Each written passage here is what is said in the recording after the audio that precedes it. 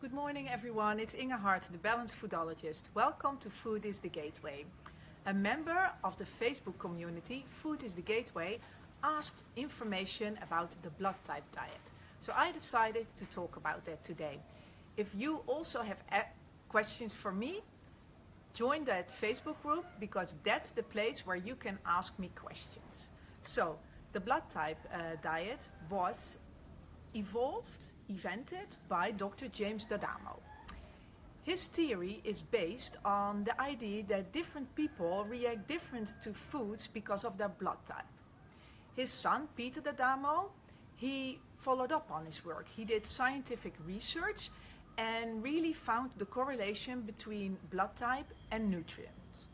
So the basic principles of his blood type diets are that people respond different to foods because of their blood type, and also that every type has specific strengths and weaknesses.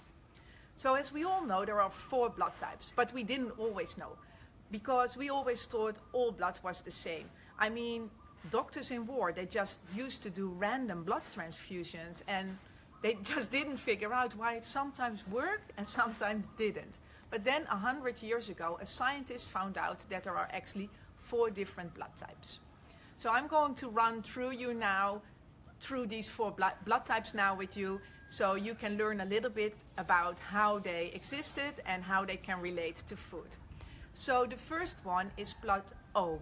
So this is the most old ancient blood type. Most people have it. It comes from the time that we were all still hunters and gatherers.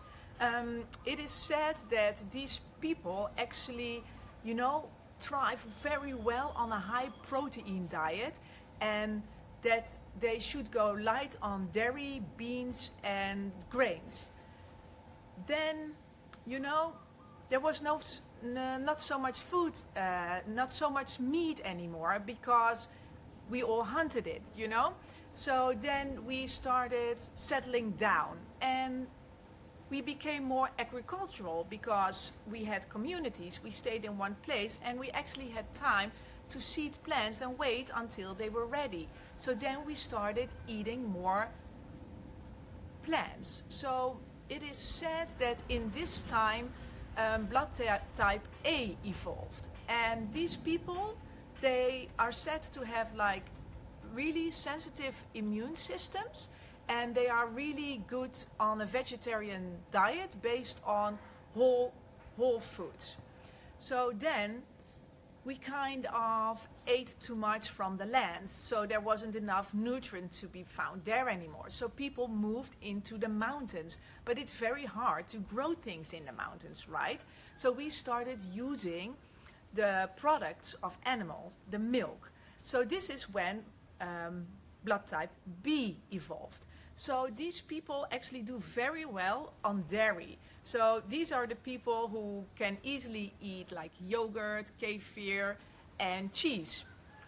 And then we have the last blood type, AB. It only evolved in the past 1,000 years or so. This blood type is still very rare. It's only like 5% of the people who have it, and they are said to be the people who sometimes don't feel in place. They digest information very fast and they just respond to things differently than we do. They are said to do very well on tofu, dairy, and that greens are very good for them, but they are for everyone, right? So what I really like about the blood type diet is that it gives this base of blood types related to food, but then also they really give the possibility to then look at your current condition and then adjust to that. So really make your diet very personal. So if you have some things going on in your personal diet wishes, or your current condition, again, join Food is the Gateway, because that is the place to ask me questions and where you will get an answer, or I will refer you.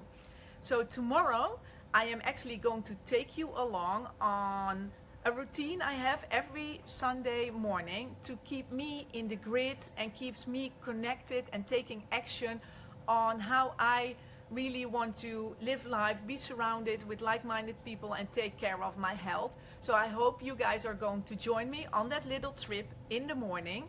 And it is one of the things that always reminds me also that food is the gateway to living an energetic and fulfilling life.